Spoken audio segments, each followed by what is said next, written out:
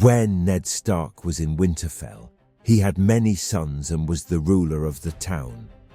Then he decided to go to King's Landing. Many guards guarded him. He saw King Robert die because a boar cut him open. Cersei then yells at Lord Stark while he is still upset and in shock over King Robert's death.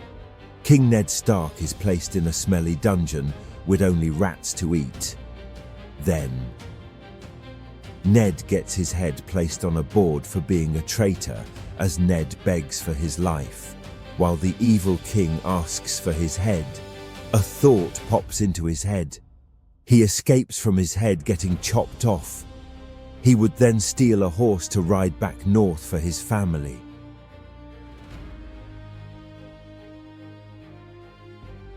The aftermath.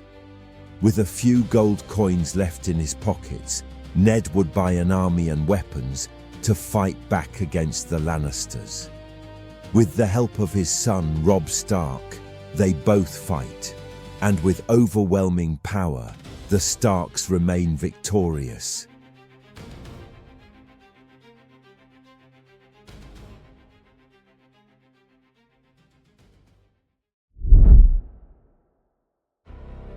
When King Robert and Queen Cersei had their first child, the child was smaller than the others and reached his maximum height by 7 years old. He is a tiny little man, is what the Queen said. He would be bullied for being small, Sai. Imp, they yelled at him. Dwarf, the girls would say. He was crushed. Still, after his dad Robert's death, he had to take his place as king on the Iron Throne. He would rule the kingdom with respect, and in his glory, he would get all the gold and the girls and everything he ever wanted. He had enough gold to buy the castle and all of Westeros. Many years later, he would watch his mom die. He would cry, but not that much. His mom never cared for him. He would then be free to marry without his mom in the way. He would then have a normal-sized kid. He would die of old age.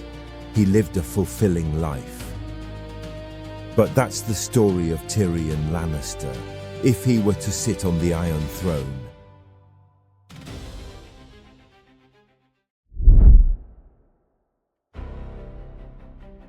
What if Joffrey Baratheon wasn't the cruel king we all remember?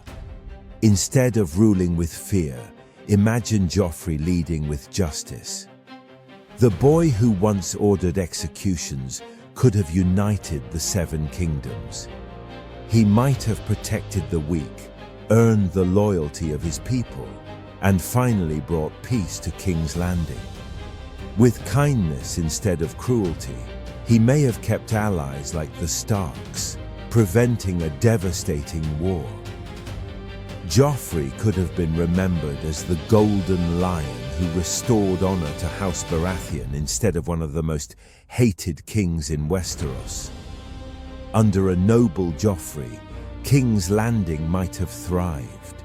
The common people would have cheered their king's name, not cursed it. Wars could have been avoided, countless lives saved, and the Iron Throne remembered as a place of stability instead of bloodshed. But in the Game of Thrones, anything can happen.